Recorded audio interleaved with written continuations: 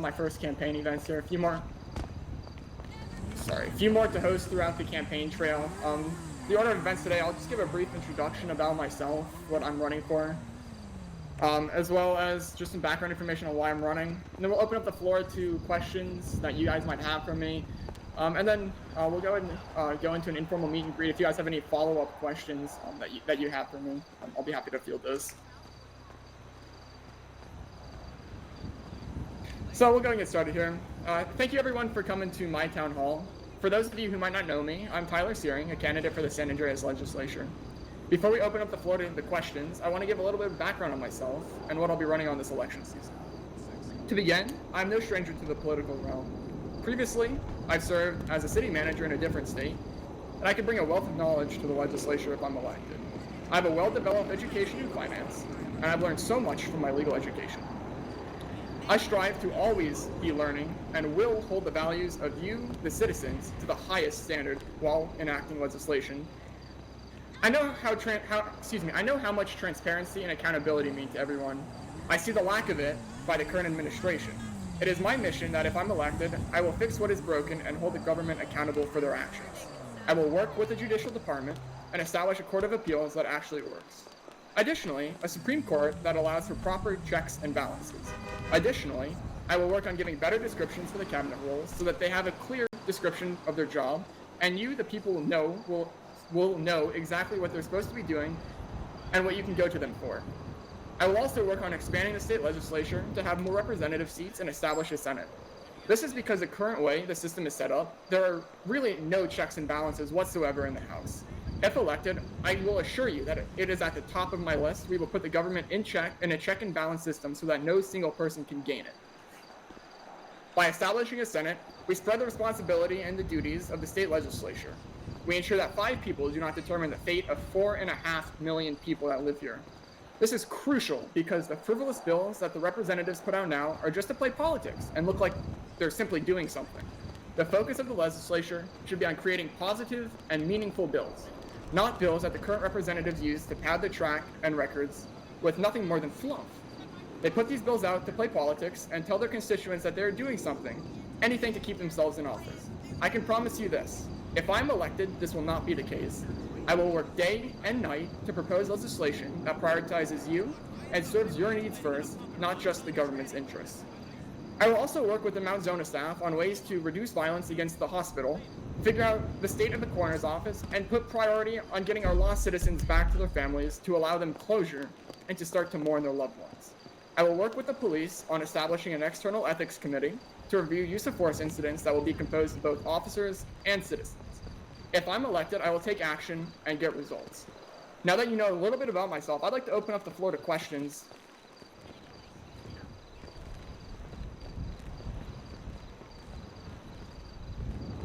Yes, Ms. Lawson in the back. Hi. So, definitely an intriguing speech. I appreciate you coming and sharing with us tonight.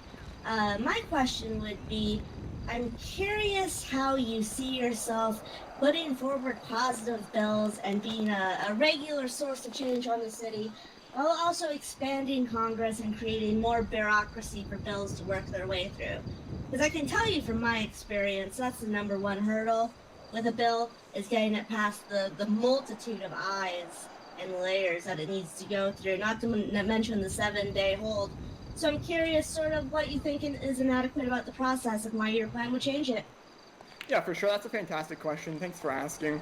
What I think is crucial to proposing bills is actually meeting with the constituents, the citizens, and seeing what their needs are, and not just putting a bill out and hoping that it helps them. If I become a state representative, that's something that will be at the top of my list, to meet with the people and see what their needs are and see what they want fixed in the city and the state overall. And I can promise them I will be doing that. I will meet with them on a regular basis and propose bills that help them and not just the government overall. Well, just a quick follow-up question, if you don't mind. How do you know that the current state representatives aren't doing these meetings with the community? Well, I mean, I really don't know if they're doing it or not, but based on the bills that I've seen, the Audubon Act, the Recycling Act, it looks like you guys are just putting the bills out just to boost up your standing in the legislature to show that you're doing something. If that answers your question. It doesn't, but thank you. I got a question. I ask a question? Yes, sir. Can I ask? So, if you really care all that much, why do you only seem to give a fuck when the election comes about? Everybody, it's like everybody seems to give all this great fuck about all of us as soon as an election comes about, but before and after, none of you speak a word to us and ignore everything we say. Yeah, I appreciate your question, Yourself sir. included. Yes, of course. That's a fantastic question. I appreciate you bringing it forward. Seeing that there's only a certain amount of power that the representatives give to the people, you can advocate for bills all you want on the Twitter app, on the advertisements, meeting with people, meeting with representatives, but there's really only so much that you could do. I can't propose a bill as a current private citizen. Only the representatives can, and meeting with them and telling them what your needs are is really something that could benefit them, and that shows that you really care about the bill that you want to see passed, and that they'll listen to you as if they pass it. I have some questions in a statement, actually. I'm sorry, there's someone else? Yeah, I had a statement and a question. Firstly, the recycling bill was requested by the people. I helped that myself. The second one is you can make legislation and then have it sponsored by a legislator. So everybody here can write a bill, present it to a state rep, and then have it passed through them. Yes, so both of those were inaccurate. Just for the record, I've done that with several of the bills that are posted. They come from members of the community. It just doesn't say if they're not a member of Congress as well, just for your records. But the question that I had was, you said that there's currently, however, the DOCL releases transparency statements on a monthly basis. We have monthly town halls where that is the entire point of the town hall is transparency. How do you feel like this is lacking, and how would you improve it? Yeah, for sure. So I just want to respond to the previous comment about the ability to lobby for bills and propose them, get them sponsored by legislature. I think if I'm elected as a state representative, I will work as hard as I can to flush out really what you can do as a private citizen, because I really don't see it written anywhere that you can sponsor legislation to go to the Senate.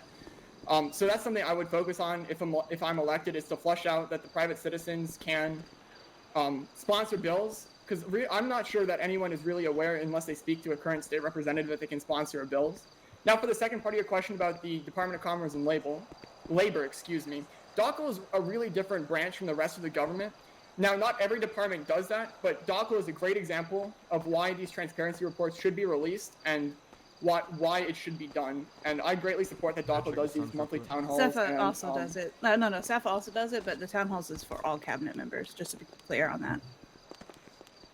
I'm just saying there are already transparency measures in place, and I was curious what you felt was lacking of them and how they need to be improved, since that was one of your platforms. Yeah, of course. So DOCL is the only one that consistently releases transparency reports. I see SAFA does as well. I was going to get to that, man. SAFA releases them every so often. I haven't seen one for the month of December yet. Don't quote me on that. I haven't looked yet, but I could be wrong. But I think transparency reports are a great start. I know DOCL does them, as I said before, and SAFA also does them, as you said, and I think that's a great step in the right direction.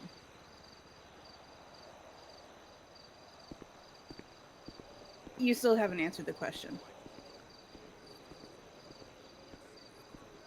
Can you repeat the question? How do you feel like the current transparency reports by multiple departments and the town hall meetings for that exact purpose are lacking, and how you can improve them?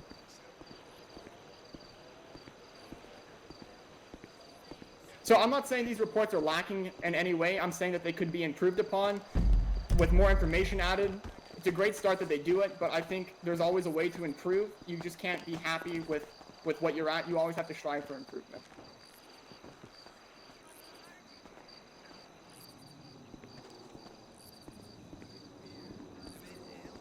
Next question? Yeah, right over here. Yes, sir. What does your version of reform look like, and what key steps in the process are you going to make that are tangible for the public?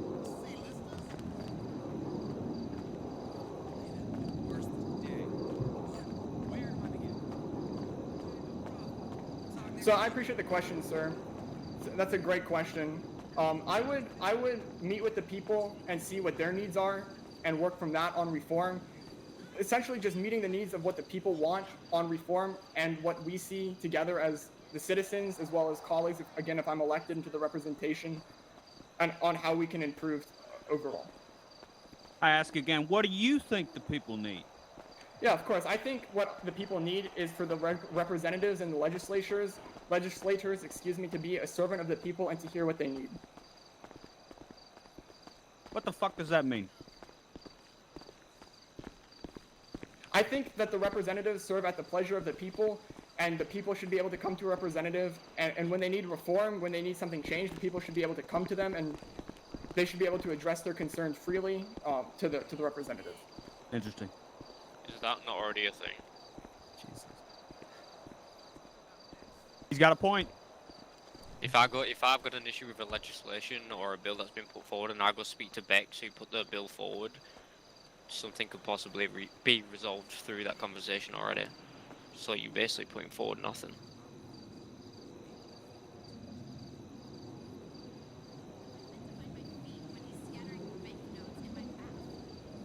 Next question. Yes, sir. You talked a lot about accountability. What steps do you propose to hold departments more accountable to legislation that's been passed? I'm sorry, could you repeat that? I think my head popped up there at the end. Sure thing. You talked a lot about accountability.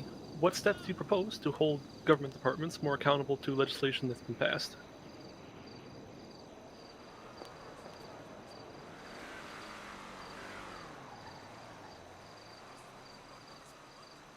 So one of the things that I talked about earlier was the ethics committee that I wanted to establish with the police department. However, that's something I would look at establishing overall.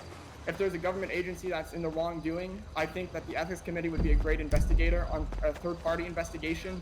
A special investigator, that's the word that I was looking for, on the wrongdoing that was alleged by the government.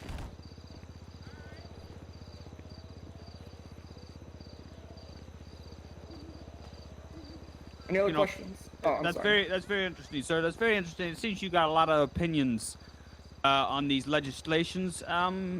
Say in regards to the judiciary, what do you think should be done?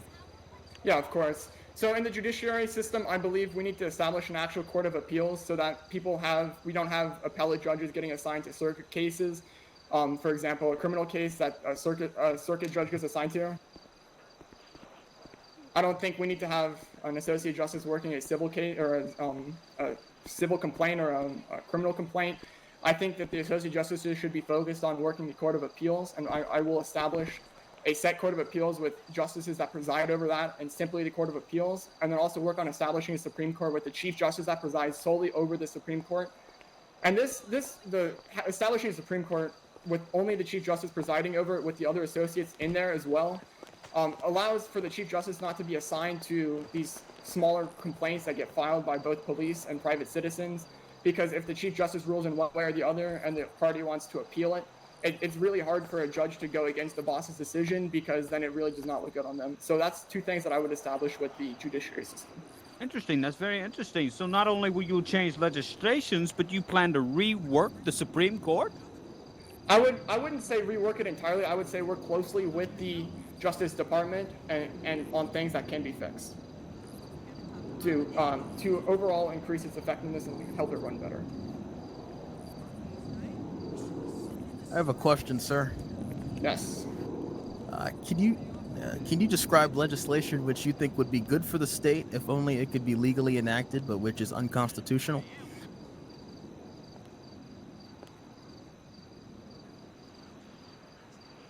I'm sorry, could you speak a little louder? You were a little low there. Oh, was I? Yes. Okay. Can you please describe legislation which you think would be good for the state if only it could be legally enacted, but which is unconstitutional?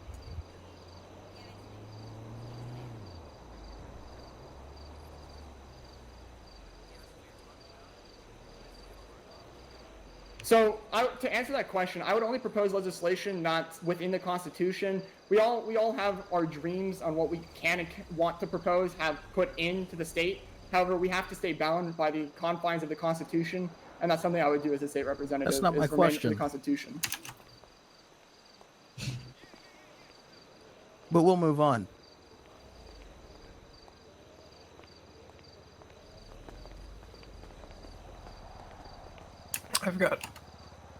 I've got a question for you.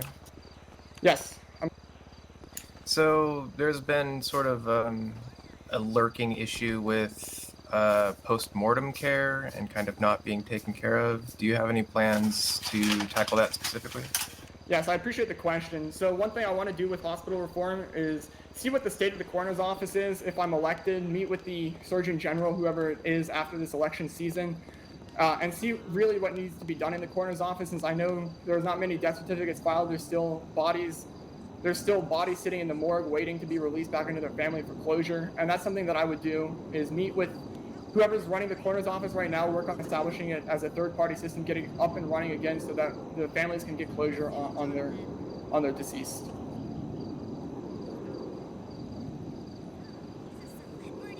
Awesome. I appreciate everyone for coming to my town hall. I hope you learned a little bit about myself and what I stand for and will do if I'm elected. I hear you and I hear your concerns, and I can promise you that if I'm elected, I will fight for you and your beliefs during legislation.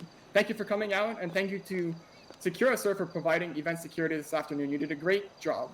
There'll also be some time for meet and greet after this if you have any other questions. Have a great day, everyone.